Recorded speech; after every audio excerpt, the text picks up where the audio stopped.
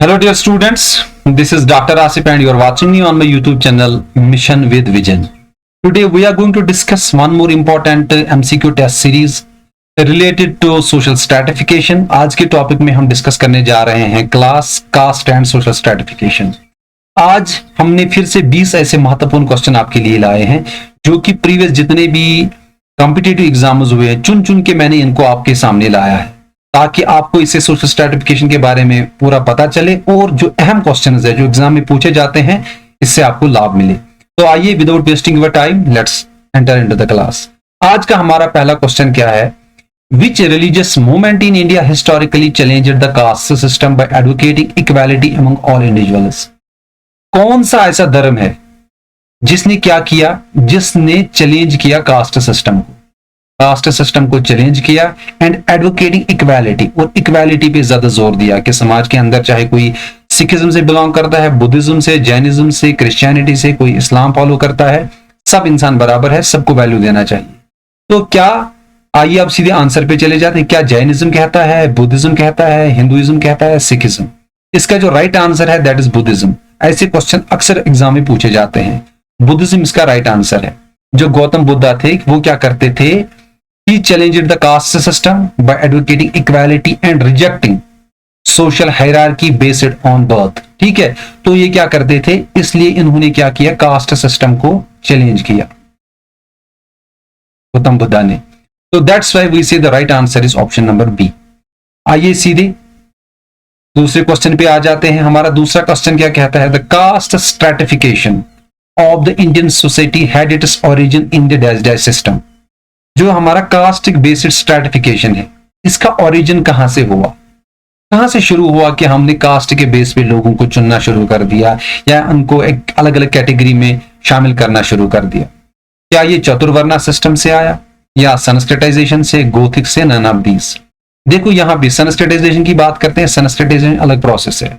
Sanskritisation एक ऐसी process है जिसमें छोटे तबके के लोग जो होते हैं वो क्या करते थे, कॉपी करते थे हायर कास्ट को इमिटेट करते ताकि उनके सोशल स्टेटस में जो सोशल लैडर है, उनकी सोशल पोजीशन दिन ब दिन मेंटेन हो जाए, ज्यादा अच्छी हो जाए। वो क्या करते, जो हायर कास्ट जैसे ब्राह्मणस, क्षत्रियास, वैश्यास एंड शूद्रास, शूद्रास कॉपी करते थे, वैश्यास को वैश्यास कॉपी करते थे, क्षत्रियास को क्षत्रियास, ब्राह्मणस को। इस तरीके से इस प्रोसेस को बोला जाता है संस्कृताइजेशन, जहां आप दिन ब दिन कोशिश करते हैं कि हायर स्टेटस आपका बढ़ जाए। तो यहाँ पे बात करते हैं, गोथिक भी नहीं आ सकता है तो ये भी नहीं है, लेकिन यहाँ पे जो राइट आंसर है दैट इज चतुर्वर्णा सिस्टम। ठीक है, चतुर्वर्णा सिस्टम क्या होता है? चतुर्वर्णा का सिस्टम मतलब होता है four varnas. Four varnas, four varnas यही है, ब्राह्मण, क्षत्रियास, वैश्यास एंड शूद्रास। जो यहाँ पे चतुर्वर्ण है इसी में फोर वर्णास के बारे में लिखा गया है और इसी में जो हमने स्ट्रैटिफिकेशन की है अपनी इंडियन सोसाइटी की कि ब्राह्मणस को टॉप प्रायोरिटी पे रखा जाता है, नंबर 1 पे, क्षत्रियास को दूसरे नंबर पे जो फाइटर्स वगैरह होते थे, वैश्यास जो बिजनेस क्लास होता था तीसरे नंबर पे, और चौथे नंबर पे शूद्रा क्लास को जो समाज के छोटे मोटे काम करते थे। तो that's why the right answer is option number A, चतुर्वर्ण। इसके बाद हमारा तीसरा क्वेश्चन आ जाता है, the term Dalit means. Dalit का मतलब क्या होता है? क्या सुप्रीम, जो सबसे पावरफुल होते हैं, जिनके पास ज्यादा अथॉरिटी होती है, ऑप्रेस्ड और ब्रोकन, जिनको एक्सप्लॉइट किया जाता है, जिनके पास ज्यादा पावर नहीं होता है, या जो समाज में सबसे ज्यादा दबाए जाते हैं, या पावरफुल होते हैं, या एनलाइटनड, जिनके पास काफी नॉलेज होती है, काफी स्किल होता है, क्या ये होते हैं? यहां पे क्या है? The term Dalit means option number B is the right answer, oppressed और ब्रोकन। क्योंकि दलित समाज जो है आज भी इनके साथ अभी भी पूरा इनको इंसाफ नहीं मिलता है। ठीक है, समाज में इनके साथ बड़ा एक्सप्लॉयटेशन होती थी। ठीक है, तो यहाँ पे क्या है, अगर आप देखोगे जैसे B.R. अम्बेडकर ने इनको अपलिफ्टमेंट के लिए बहुत सारा काम किया है, और हमें ज्योतिराव फूले को नहीं भूलना चाहिए। He was modern Indian social reformer, उन्होंने भी बहुत सारा काम किया for the upliftment of Dalits and women rights. ठीक है, तो जब हम दलित की बात करते हैं it means oppressed and broken. ठीक है, तो ये क्या सिंबलाइज करता है? Those who have faced historical discrimination, historical discrimination, discrimination. ठीक है, ऑप्रेस्ड और broken, option number B is the right answer. इसके बाद हमारा क्वेश्चन नंबर 4 क्या कहता है? Movement from one stratum to another up और down by one of the possible stratification hierarchies is called. देखो यहाँ पे सबसे पहले आपको समझना है स्ट्रैटिफिकेशन किसको कहते हैं। स्ट्रैटिफिकेशन होता है जब हम सोसाइटी को डिवाइड करते हैं या डिफरेंट रैंकिंग में डिवाइड करते हैं, स्ट्राटा में डिवाइड करते हैं। जैसे फॉर एग्जांपल हमारी सोसाइटी ये है, इसमें हम बोलते हैं upper class, middle class, lower class, very poor class, ठीक है। तो हमने इसको डिवाइड किया अलग अलग रैंकिंग में। तो यहाँ पे क्या, यहाँ अभी बात करते थे ब्राह्मणस की, ये भी एक हमने यहाँ पे भी क्या किया था, इसको स्ट्रैटिफाई किया था। टॉप पे ब्राह्मणस, क्षत्रियास, वैश्यास एंड शूद्रास, इसी तरीके इसको बोलते हैं स्ट्रैटिफिकेशन। अब यहाँ पे बात हो रही है movement from one stratum to another up और down by one of the possible stratification hierarchies is called. क्या इसको हॉरिजॉन्टल मोबिलिटी कहते हैं।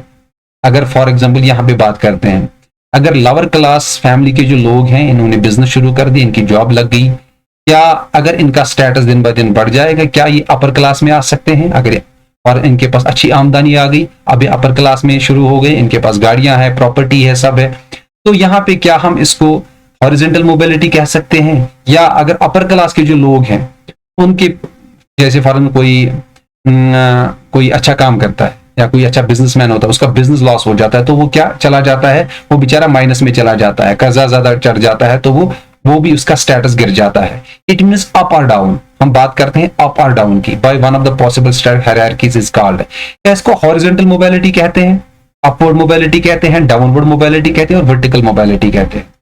देखो जब हम बात करते हैं अप एंड डाउन, वो हमारा हो जाता है option number D, vertical mobility. Vertical mobility का मतलब ही होता है अप और down in the status ladder. Status ladder यही होता है, जब किसी इंसान की पोजीशन या किसी कौम की पोजीशन अप और डाउन हो जाएगी, उसको बोलते हैं अप और डाउन, उसको बोलते हैं हम वर्टिकल। जैसे इस ऐसे, इसको बोलते हैं वर्टिकल। अगर किसी का स्टेटस दिन ब दिन आगे बढ़ता जाएगा या कम होता जाएगा, इसको हम बोलते हैं अप और डाउन। अब यहाँ पे क्वेश्चन हो गया, अगर किसी का स्टेटस बढ़ जाए, हम उसको अपवर्ड मोबिलिटी क्यों नहीं कह सकते हैं, क्योंकि हमने पहले ही बोला अप और डाउन, या तो ये अप हो सकता है या तो डाउन हो सकता है, किसी का स्टेटस बढ़ सकता है, किसी का लो हो सकता है। तो it mean that's why we see the option number D is the right answer. Horizontal mobility और एक मोबिलिटी है। हॉरिजॉन्टल मोबिलिटी की बात करते हैं, ये होता है जैसे हॉरिजॉन्टल मोबिलिटी ये होती है, फॉर एग्जांपल एक बंदा असिस्टेंट प्रोफेसर काम कर रहा है किसी कॉलेज में, दिल्ली में काम कर रहा है, इसकी ट्रांसफर हो गई यूपी में, ठीक है। यहाँ पे भी यही, इसका स्टेटस सेम है, यहाँ पे भी असिस्टेंट प्रोफेसर है, यहाँ पे भी असिस्टेंट प्रोफेसर, इसको बोला जाता है हॉरिजॉन्टल मोबिलिटी। अब वर्टिकल मोबिलिटी, यहाँ अगर अपवर्ड मोबिलिटी की बात करते हैं, अपवर्ड मोबिलिटी ये होती है, कोई यहाँ पे एज ए टीचर काम कर रहा है, इसकी प्रमोशन हो गई, लेक्चरर बन गया, प्रमोशन हो गई, असिस्टेंट प्रोफेसर बन गया, एसोसिएट प्रोफेसर बन जाता है, प्रोफेसर बन जाता है, कॉलेज का प्रिंसिपल बन जाता है। ये होता है अपवर्ड मोबिलिटी, जब इंसान का स्टेटस दिन ब दिन आगे बढ़ते जाए। और डाउनवर्ड मोबिलिटी क्या होता है, कोई बंदा है करोड़पति है, बिजनेस में लॉस हो गया, इसका बिजनेस दिन ब दिन कम होता गया है, कम होता जाता है, इसका स्टेटस गिर जाता है। तो इसका जो राइट आंसर है अप और डाउन, वर्टिकल मोबिलिटी। इसके बाद सीधे हम अपने क्वेश्चन नंबर 5 पे आ जाते हैं। हमारा क्वेश्चन नंबर 5 क्या कहता है, caste based stratification is open, achieved, ascribed, all of the above. देखो ओपन क्या होता है, जहां पे इंसान को जो पसंद आता है, मैं बोलूंगा फॉर एग्जाम्पल मैं ब्राह्मण कास्ट से बिलोंग करता हूं, उसके बाद मुझे पसंद है कि मुझे क्षत्रिय में रहना है, अगर कास्ट सिस्टम इस पे है तो उसको बोलते हैं ओपन। ऐसा नहीं है, that is not right. Achieved, क्या कास्ट को हम अचीव करते हैं या हमें खुद ही मिल जाते हैं। देखो सबसे पहले आपको यहाँ पे हमारा कास्ट क्वेश्चन है, क्योंकि बहुत सारे बच्चे साइंस बैकग्राउंड से बिलोंग करते हैं, उनको ज्यादा नहीं पता होगा कास्ट क्लास के बारे में। जब हम कास्ट की बात करते हैं, देखो पहले मैं आपको कास्ट के बारे में थोड़ा ध्यान दूंगा, उसके बाद ही आपको बड़ा समझ आएगा ये कैसे क्वेश्चन करना है।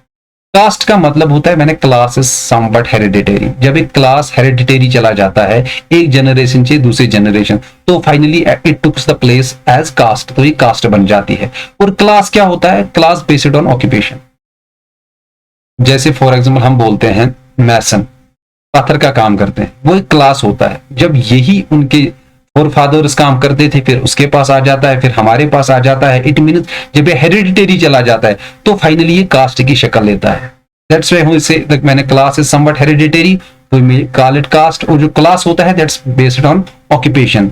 जैसे हम फॉर एग्जाम्पल बोलते हैं बार्बर, वो नाई जो हेयर कटिंग करता है, वो होता है एक्चुअली ऑक्यूपेशन। ऑक्यूपेशन के बेस पे हम उसको उस क्लास में डालते हैं। अब यहाँ पे बात करते हैं cast based stratification is open. Open भी नहीं है, क्योंकि यहाँ पे क्या है, क्या अचीव्ड है, हम कास्ट को अचीव कर सकते हैं, नहीं कर सकते हैं। एस्क्राइब्ड ये हमें मिल जाता है, जैसे for example all of the above भी नहीं आएगा। Option number C is the right answer. अब देखो क्या है एस्क्राइब्ड, क्या होता है। एस्क्राइब्ड होता है जैसे आपने जन्म लिया, आपके नाम के पीछे आपका कास्ट लग जाता है, वो आपको आप समझो रेडीमेड मिल जाता है। जैसे आप इस दुनिया में आ जाते हो, आपकी फैमिली जिस कास्ट से बिलोंग करते हैं वो आपको मिल जाता है। और दूसरा हमारा अचीव्ड होता है। अचीव्ड होता है जो हम अचीव करते हैं। फॉर एग्जांपल आप पुअर फैमिली से बिलोंग करते हैं, आप क्या बोलते जाते हो, फॉर एग्जांपल आप लोअर क्लास फैमिली बोले जाते हो। आपके बच्चे ने पढ़ा, वो डॉक्टर बना, इंजीनियर बना, इसका स्टेटस दिन ब दिन एक दिन ही अपर क्लास फैमिली में माना जाएगा, क्योंकि इसका स्टेटस बढ़ जाएगा। लेकिन जो इसको बोलते हैं अचीव्ड, आपने अचीव किया, एक स्टेटस अचीव किया। लेकिन एस्क्राइब्ड होता है जो आपको खुद ब खुद मिल जाता है। आप जिस समाज में रहते हैं, हमारे माँ बाप जो होते हैं, जैसे रिलीजन हमारा होता है, हम मैक्सिमम लोग वही रिलीजन फॉलो करते हैं जो हमारे माँ बाप, जो हमारी सोसाइटी के, जो हमारे माँ बाप धर्म पालते हैं वही। अब यहाँ पे बात करते हैं कास्ट, ठीक है, caste based stratification is ascribed, ठीक है। तो option number C is the right answer. अब यहाँ पे क्या है, क्वेश्चन नंबर 6 हमारा, according to Max Weber what are the 3 dimensions of social stratification. Social stratification की 3 अहम डायमेंशंस क्या है, ठीक है। Class, race and gender, class, status and power, wealth, education and occupation, economic, political and military. इसका जो right answer है that is class, status and power. Question number 6 का जो राइट आंसर है that is option number B, class, status and power. देखो class, status and power ये तीनों चीजें परमानेंट नहीं है, ये इंसान के अंदर कभी भी इसके अंदर चेंजेस आ सकती है। अब यहाँ पे क्लास, रेस एंड जेंडर, आप जिस रेस के हो आप उसी रेस के रहते हैं, क्लास तो चेंज हो सकता है। जेंडर, आप चाहे मेल हैं, फीमेल हैं या LGBTQ ग्रुप में से कोई है, आप वही माने जाते हो, इसमें आप चेंज नहीं ला सकते। इसको बोला जाता है, दैट्स वाई हमने बोला कि what are the 3 dimension of social structure according to Max Weber. हमें मैक्स वेबर की बात करें, उन्होंने बोला क्लास, स्टेटस एंड पावर, ठीक है। इसके बाद हम बात करते हैं सीधे अपने क्वेश्चन नंबर 7 पे, which factor is not mentioned as contributing to social stratification. इनमें से कौन सा ऐसा फैक्टर है जो ज्यादा कंट्रीब्यूट नहीं करता है सोशल स्ट्रैटिफिकेशन में। क्या वो वेल्थ एंड इनकम है, क्या वो रिलीजन है, क्या वो पावर है, क्या वो एजुकेशन है, ठीक है। ये हमारा क्वेश्चन नंबर 7 है। क्या कहता है कि कौन सा ऐसा फैक्टर है which is not mentioned as contributing to social stratification. इसका जो राइट आंसर है चाहे वेल्थ, रिलीजन, पावर एंड, इसका जो राइट आंसर है दैट इज रिलीजन। क्यों रिलीजन को हम क्यों नहीं मानते कि as a contributing to social stratification, क्योंकि रिलीजन जो होता है, रिलीजन एक्चुअली, जैसे फॉर एग्जांपल रिलीजन एक एब्स्ट्रैक्ट फिनोमेना होता है। क्या होता है, एब्स्ट्रैक्ट फिनोमेना होता है, ठीक है। अब यहां पे क्या है, जैसे हम वेल्थ एंड इनकम, इसके अंदर चेंजेस आ सकते हैं, चेंजेस आ सकते हैं। पावर, ये भी कभी अप हो सकता है, कभी डाउन हो सकता है। एजुकेशन, इसमें भी चेंजेस आ सकती है, किसी इंसान के पास नॉलेज ज्यादा होती।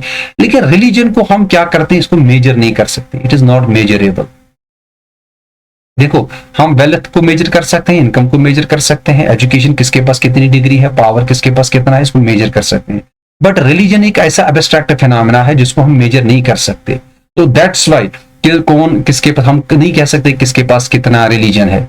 रिलीजन एक अलग सा एक एब्स्ट्रैक्ट फिनोमेना है। तो that's why we say the which factor is not mentioned as contributing to social stratification, that is the right answer is religion, क्योंकि रिलीजन को हम मेजर नहीं कर सकते, कौन कितना, किसके पास कितना फेथ है। इसके बाद हम सीधे आ जाते हैं क्वेश्चन नंबर 8 पे, which form of mobility involves movement with in the same social class. जब हम बात करते हैं मोबिलिटी, इट मींस कोई चेंज आ रही है, but involves movement with in the same social class. Same social class क्या होता है, जैसे हम बोलेंगे ये अपर क्लास है, ये मिडिल क्लास है, ये जो लोग हैं ये लोअर क्लास के हैं।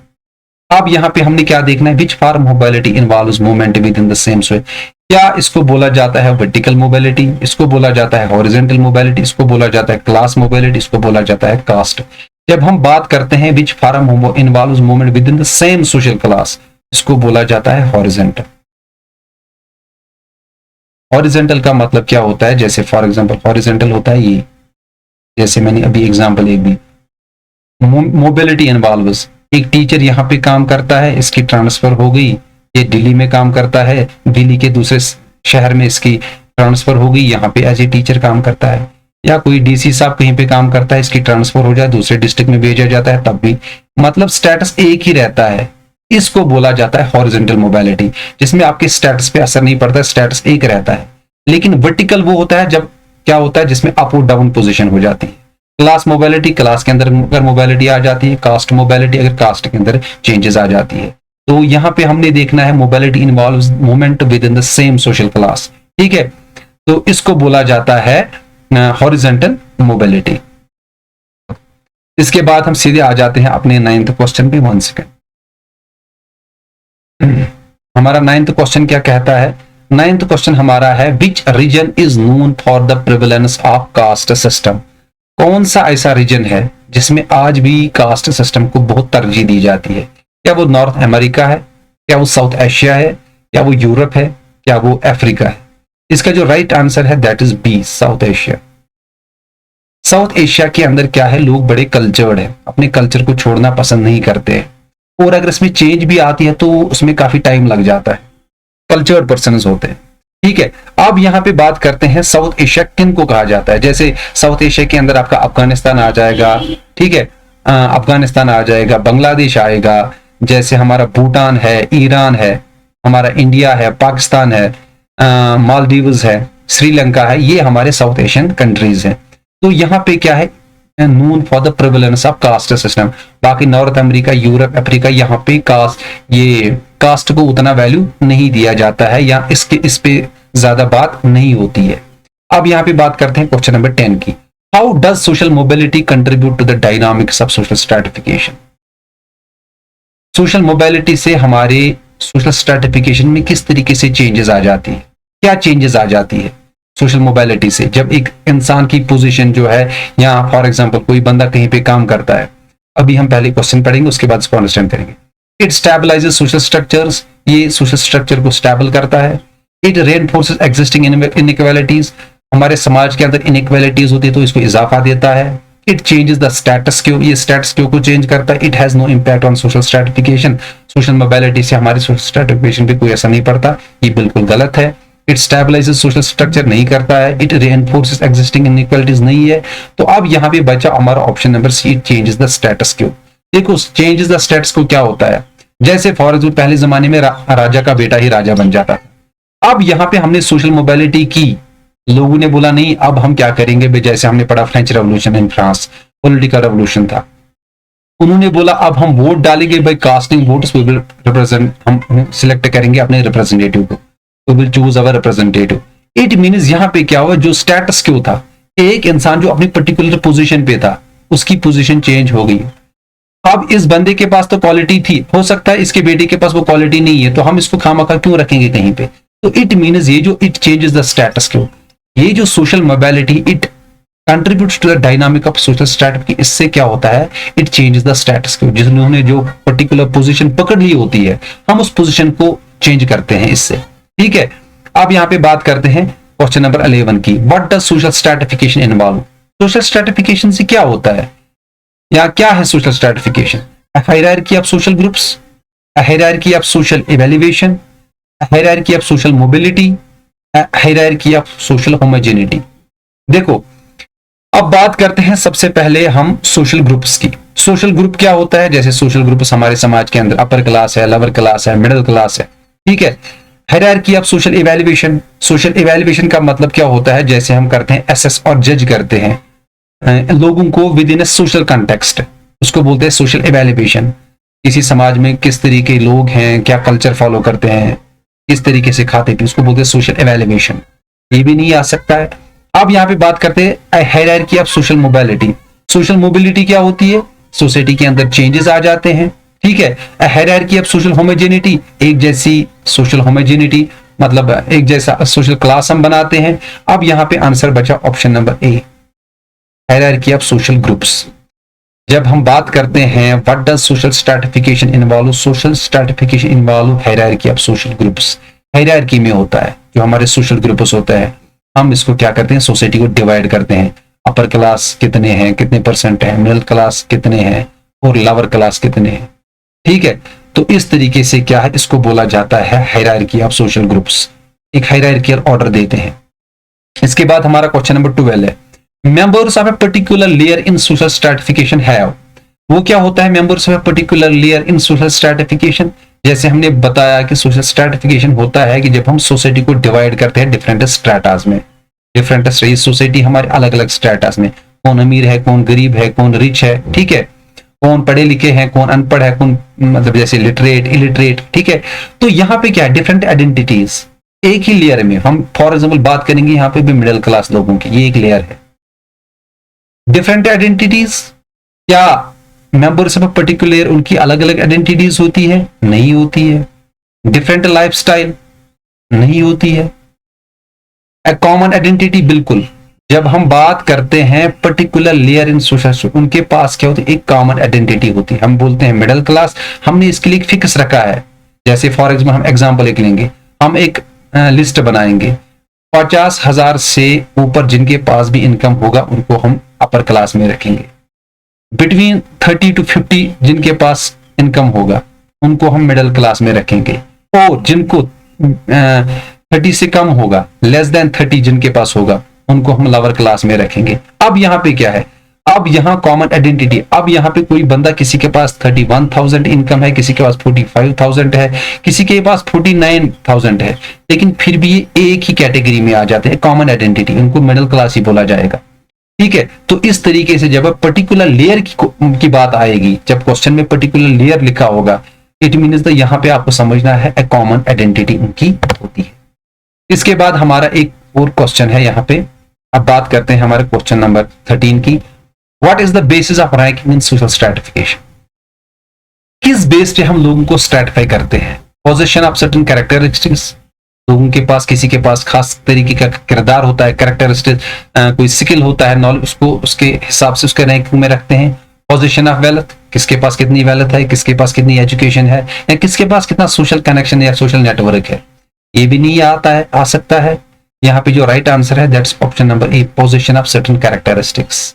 बेसिस ऑफ रैंकिंग, जैसे हम फॉर एग्जांपल बोलते हैं डॉक्टर्स एसोसिएशन।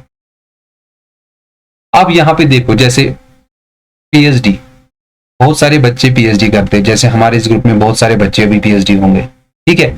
अब यहाँ पे पीएचडी बहुत सारे बच्चों, लेकिन यहाँ पे जॉब किसी किसी की लग सकती है। इट मीन्स जो ज्यादा एफिशिएंट होता है, जो उसके पास ज्यादा क्वालिटी होती है, जो ज्यादा पढ़ता है, मेहनत, एक्स्ट्रा मेहनत करता है, जिसके पास ज्यादा स्किल होगा एग्जाम क्रैक करने की, तो उसके पास सर्टेन कैरेक्टरिस्टिक्स होते हैं। तो इसके बेस से हम क्या करते हैं, रैंकिंग करते हैं। The basis of ranking in social stratification, position of certain characteristics. किसी इंसान के पास एक्स्ट्रा क्वालिटी होती है तो उसके हिसाब से हम सोसाइटी को क्या करते हैं, डिवाइड करते हैं या अलग अलग रैंकिंग में रखते हैं। अब यहाँ पे क्या है, question number 14, which of the following is not a key dimension of social stratification? Which of the following is not a key dimension? वो क्या होता है, देखो, अब जब हम बात करते हैं की डायमेंशन की, की डायमेंशन होता है एक इंपॉर्टेंट एस्पेक्ट। इनमें से एक इंपॉर्टेंट एस्पेक्ट कौन सा नहीं है, नॉट की तरफ देखना है आपको। अब social stratification, wealth, power, gender and Prestige. देखो यहाँ पे बात करते हैं सबसे पहले वेल्थ की। क्या वेल्थ के बेस पे हम सोसाइटी को स्ट्रैटिफाई करते हैं? बिल्कुल करते हैं। इट मींस ये भी नहीं आ सकता पावर के बेस पे, किसके पास पावर है, किसके पास ज्यादा है, ठीक है। जेंडर की बात करते हैं, और प्रेस्टीज, प्रेस्टीज भी, इस पे भी अगर आप देखेंगे सोसाइटी की किसके पास ज्यादा शोहरत है, किसके पास कम है, तो इसके बेस पे भी हम सोसाइटी को स्ट्रैटिफाई करते हैं। लेकिन अब यहाँ पे हमारे सामने बचा जेंडर। जेंडर क्या होता है, जैसे आप जन्म लेते हो या तो आप मेल होंगे या तो फीमेल होंगे, फिर थोड़े से बड़े हो जाते हैं, फिर सोसाइटी में क्या होता है, ड्यू टू जो हमारी ओरिएंटेशन हो जाती है, जैसे हमारे LGBT के ग्रुप वजूद में आ जाता है, हो सकता है इसमें, लेकिन ये फिक्स होता है। लेकिन इसमें ज्यादा, जैसे आप फॉर एग्जाम्पल आप मेल हैं तो इसमें ज्यादा चेंजेस नहीं आ सकते हैं, आप मेल ही रह सकते हैं, फीमेल आप फीमेल ही रहते हैं। लेकिन वेल्थ, पावर, प्रेस्टीज, इसमें कंटिन्यू चेंजेस आते रहते हैं, ठीक है। तो दैट्स व्हाई हम बोलते हैं कि इट इज नॉट ए की डायमेंशन ऑफ सोशल स्ट्रैटिफिकेशन। इसके बाद हमारा क्वेश्चन नंबर 15 है, which of the following stratification can be changed bye an individual? एक इंडिविजुअल किस चीज को चेंज कर सकता है अपने हाथों से? क्या कास्ट को हम चेंज कर सकते हैं? नहीं कर सकते हैं, बड़ा मुश्किल है। अगर कास्ट को चेंज भी करेंगे तो इसमें क्या होता है, जब हम कास्ट की बात करते हैं तो इसमें काफी अपोजिशन होती है, या जिसको हम बोलते हैं रेजिस्टेंस, हमें रेजिस्टेंस का सामना करना पड़ता है। ये जो कास्ट को हम चेंज करने की बात करते हैं, it is a complex and we can say it is a ongoing challenge. अभी हमारी सोसाइटी के अंदर इसको एक्सेप्टेंस नहीं मिलती है, ठीक है। तो अब दूसरा हमारा है class. Which are the stratification can be changed by class. हम चेंज कर सकते हैं, जैसे मैंने अभी बोला मुझे शौक है अपर क्लास बनने का, मैं लोअर क्लास फैमिली से बिलोंग करता हूं। मुझे क्या करना, अगर मैंने एक्स्ट्रा मेहनत की, मैंने अच्छा बिजनेस किया, मैंने अच्छे से पढ़ाई की, अच्छी सी नौकरी, मैंने आईएएस क्वालिफाई किया, मैंने केएस क्वालिफाई किया, तो मैंने कोई अच्छा सा जॉब हासिल किया, तो ऑटोमेटिकली मेरा स्टेटस दिन ब दिन आगे बढ़ता जाएगा। इट मीन इसको हम चेंज कर सकते हैं। बोथ भी नहीं आएगा, नन भी नहीं आएगा। It mean that the option number B is the right answer. Class, अब आपको ये question maximum time question exam में आ सकता है, क्योंकि इसमें बच्चे परेशान हो जाते हैं, नहीं कास्ट को चेंज कर सकते हैं। कास्ट में अभी इसमें काफी रेजिस्टेंस होती है। अभी कास्ट को, जैसे आप लोग फॉर एग्जाम्पल अपनी सोसाइटी के अंदर कितने लोगों ने कास्ट चेंज की है, या हमारे क्लास के अंदर क्या होता है कि इसमें भी आज जैसे वेस्टर्न कम्युनिटीज के अंदर कभी शादियां होती है, यहाँ से कोई माइग्रेट होकर चला जाता है, तो उसके अंदर थोड़ा कास्ट में चेंज आ सकता, लेकिन फिर भी इसमें काफी रेजिस्टेंस मतलब सामना करना पड़ता है। तो दैट्स वाई क्लास को हम चेंज कर सकते हैं। तो ये अहम क्वेश्चन है। इसके बाद हमारा क्वेश्चन नंबर 16 है, which of the following stratification is universal in nature. जो दुनिया के हर एक हिस्से में पाया जाता है। क्लास या क्लास हर एक हिस्से में पाया जाता है। Caste, both and none. Both and none नहीं आ सकता है, यहां पे फिर एक बार क्या आता है, कास्ट आ सकता है। ये जो स्ट्रैटिफिकेशन है कास्ट के बेस पे, ये हर एक जगह आपको देखने को मिलेगा, चाहे वो हमारी हिंदू सोसाइटी हो, सिख सोसाइटी हो, बुद्ध हो, जैन हो, हर एक समाज के अंदर हमारा एक कास्ट सिस्टम है, कौन किस कास्ट से बिलोंग करता है, ठीक है। जो हमारे एंसेस्टर्स फादर्स होते हैं जिस कास्ट है, हम भी उसी कास्ट में आ जाते हैं। तो इट मीन्स ये एक क्या है, यूनिवर्सल स्ट्रैटिफिकेशन है हमारी सोसाइटी के अंदर, ठीक है। इसके बाद हम सीधे आ जाते हैं अपने क्वेश्चन नंबर 17 पे। अब हमारा 17 क्वेश्चन क्या कहता है, gender roles exist due to. जो जेंडर रोल्स होते हैं वो किस तरीके से इजहार होते हैं हमारी सोसाइटी के अंदर। क्या सोशलाइजेशन से शुरू हो जाते हैं, बायोलॉजिकल डिफरेंसेस से हो जाते हैं, lower status of women, society को अगर कम, सोसाइटी में अगर वुमेन को कम वैल्यू दिया जाएगा, इससे नहीं होता है। इलिटरेसी, इससे भी नहीं होता है। बायोलॉजिकल डिफरेंसेस जो गॉड ने हमें पैदा किया, जैसे जिसको हम सेक्स बोलते हैं, किसी को मेल किसी को फीमेल, ठीक है, ये भी नहीं है। लेकिन ये जो जेंडर रोल्स हैं ये हमें सोशलाइजेशन सिखाता है। देखो सोशलाइजेशन क्या होता है, जैसे हमारा जन्म होता है, लड़कियां जो होती है लड़कियों वाले कपड़े पहनते हैं, वो घर में झाड़ू मारना शुरू करेंगे। लड़का जो होता है वो क्या करेगा, वो बचपन से ही गुंडागर्दी दिखाएगा, मतलब मैं बड़ा सुप्रीम हूं, क्योंकि सोसाइटी के अंदर हमारी सोशलाइजेशन ऐसी होती है। हमें सिखाया गया है कि मर्द कौन सा काम करता है, औरत कौन सी करती है, और लड़की जो छोटी होती है वो माँ को ही हेल्प करेगी। बिल्कुल जो एक औरत काम करती है वो उसकी इसी की तरह, जैसे झाड़ू मारना, कपड़े धोना, वो वही काम करती है। इट मीन्स ये जो जेंडर रोल है ये हमें कौन सोशलाइजेशन सिखाता है, वरना किसी बुक में नहीं लिखा है कि खाना एक औरत को ही पकाना है, दोनों पका सकते हैं। बट हमारी सोसाइटी का सोशलाइजेशन ऐसे हो गई है, झाड़ू मारना है तो औरत ही मारेगी, कपड़े धोने हैं तो औरत ही करेगी। तो it is actually due to the socialization. इसके बाद हमारा क्वेश्चन नंबर 18 है, what is the primary impact of globalization. Globalization से हमारे सोशल स्ट्रैटिफिकेशन पे क्या असर पड़ा, पर्टिकुलरली इंडिया पे क्या असर पड़ा। ग्लोबलाइजेशन क्या है, जब हमारा नेटवर्क फैल जाता है पूरे वर्ल्ड के साथ, जब हम चाहे बिजनेस हो कुछ हो, जब हम पूरे वर्ल्ड के साथ कनेक्टेड रहते हैं। क्या रिडक्शन ऑफ इनकम इनइक्वालिटी, हमारी समाज के जो इनकम इनइक्वालिटी है उससे कम हो गई, नहीं आ सकता है, क्योंकि हमें देखना है सोशल स्ट्रैटिफिकेशन के पे क्या असर पड़ा। होमोजेनाइजेशन ऑफ सोशल क्लास, एक जैसे सोशल क्लासेस हमने क्रिएट की, नहीं किए हमने। वाइडनिंग इकोनॉमिक डिस्पैरिटीज, बिल्कुल इससे क्या है कि इकोनॉमिक डिस्पैरिटीज बहुत ज्यादा हो गई। एलिमिनेशन ऑफ कास्ट डिस्टिंक्शंस, हमारे समाज के अंदर अभी भी कास्ट है, कास्ट डिस्टिंक्शन को हमने खत्म नहीं किया। वाइडनिंग इकोनॉमिक डिस्पैरिटीज इसका राइट आंसर है, ठीक है। वो क्या होता है वाइडनिंग इकोनॉमिक डिस्पैरिटीज, जब हम बोलते हैं unequal distribution of wealth, unequal distribution of wealth. हमारे समाज के अंदर देखो, जब ग्लोबलाइजेशन ज्यादा बढ़ी, जिनके पास पावर ज्यादा, अथॉरिटी ज्यादा है, उनके पास ज्यादा पैसे आ गए। जिनके पास ज्यादा अथॉरिटी नहीं है, जिनके पास पावर ज्यादा नहीं है, उनको उतना फायदा उससे नहीं मिला। तो यहाँ पे क्या है कि अमीर से अमीर तर होता जाता है और गरीब से गरीब तर होता जा रहा है। तो वाइडनिंग इकोनॉमिक डिस्पैरिटीज। उसके बाद हमारा क्वेश्चन नंबर 19 है, what is the term for the practice of giving preference of one's own caste. अपने ही कास्ट को ज्यादा महत्वपूर्ण समझना, ज्यादा वैल्यू देना, और कम्युनिटी को इन मैटर्स ऑफ एम्प्लॉयमेंट और सोशल इंटरेक्शन। वो क्या होता है, अगर मेरे पास फॉर एग्जाम्पल मेरे पास 20 जॉब्स है, मेरे पास अथॉरिटी दी गई आपको जॉब्स देने हैं, अगर मैं अपनी कम्युनिटी को प्रेफर करूंगा, अपने कास्ट को प्रेफर करूंगा, अपने शहर को प्रेफर करूंगा, अपने ही लोगों को, अपने कास्ट के जो लोग होते हैं, इथनिसिटी के जो, उनको प्रेफर करूंगा, तो इसको बोलते हम, क्या इसको हम कहते हैं सोशल मोबिलिटी, क्या इसको हम बोलते हैं कम्युनलिज्म, एफर्मेटिव एक्शन और संस्कृताइजेशन। देखो संस्कृताइजेशन अलग प्रोसेस है। संस्कृताइजेशन जैसे मैंने बताया कि जब लोग क्या करते हैं, निचली जात के लोग अपर कास्ट के लोगों को कॉपी करते हैं, इमिटेट करते हैं, उनकी सोशल पोजीशन, उनका सोशल स्टेटस लैडर में उनका स्टेटस दिन ब दिन आगे बढ़े, तो ये भी नहीं आ सकता है। इसके बाद हमारा आ जाता है जैसे सोशल मोबिलिटी, सोसाइटी के अंदर चेंजेस आ जाती है, तो ये भी राइट आंसर नहीं है। इसके बाद हमारा बचे 2, इसका जो राइट आंसर है दैट इज कम्युनलिज्म। कम्युनलिज्म क्या होता है, कम्युनलिज्म ही होता है जब हम कम्युनल माइंडसेट रखते हैं, नहीं मेरी सोसाइटी है, मेरी सोसाइटी आगे जानी चाहिए, मेरा रिलीजन है यही आगे जाना, अपने रिलीजन को फेवर करना, अपनी कम्युनिटी को फेवर करना, अपने कास्ट को फेवर करना, अपने लोगों को फेवर करना, इसको बोलते हैं कम्युनलिज्म। दूसरा इसका अपोजिट है सेक्युलरिज्म, जब हम जितने भी रिलीजन है, जितने भी कास्ट है, सबको इक्वली, सबके साथ इक्वली ट्रीट आएंगे। इसके बाद हमारा आ जाता है एफर्मेटिव एक्शन। एफर्मेटिव एक्शन क्या होता है, टू इंक्रीज अपॉर्चुनिटीज फॉर, जैसे हमारे माइनॉरिटी ग्रुप होते हैं या पीपल हु आर डिसेबल, इनके लिए अपॉर्चुनिटी ज्यादा हम देंगे, उसको बोलते हैं एफर्मेटिव एक्शन। ठीक है, तो यहां पे हमने बात करते हैं कम्युनलिज्म की, क्योंकि कम्युनलिज्म इसका राइट आंसर है। जब हम प्रेफर करेंगे पर्टिकुलर आउन कास्ट और कम्युनिटी, उसको बोलते हैं कम्युनलिज्म। उसके बाद हमारा क्वेश्चन नंबर 20 है, sex, age and caste are all examples of. Sex, age and caste क्या है, क्या ये अचीव्ड स्टेटस है, क्या ये एस्क्राइब्ड स्टेटस है, प्रीसेट स्टेटस है, स्टेटस इमेज है। देखो अचीव्ड स्टेटस क्या होता है, जो हम खुद अचीव करते हैं, अपनी मेहनत से अचीव करते हैं। क्या सेक्स को हम अचीव करते हैं, अपने हाथों से कोई इंसान इसको चेंज नहीं कर सकता है, बाय बर्थ मिल जाता है हमें। एज ऑटोमेटिकली, इसको भी हम डिक्रीज या इंक्रीज नहीं कर सकते।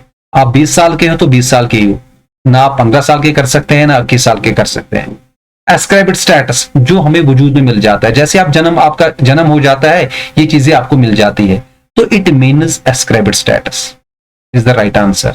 Sex, age and caste are ascribed status. Preset status जो पहले ही हम मेंशन करते हैं, या स्टेटस इमेज एक इंसान के एक स्टेटस होता है, ये भी नहीं होता है। ठीक है, इसका जो राइट आंसर है that's option number B, ascribed status is the right answer. So sex, age and caste are all examples of ascribed status. So that was all from today's lecture. Hope you will understand and you have understand it very well. तो मैं चाहता हूं कि आप सब लोग मेरी channel को सब्सक्राइब करें और जितना हो सके इसको मैक्सिमम शेयर करें, ताकि मुझे भी हेल्प मिले और आपको भी इससे फायदा मिले। तो once again have a nice time and best of luck for your exams.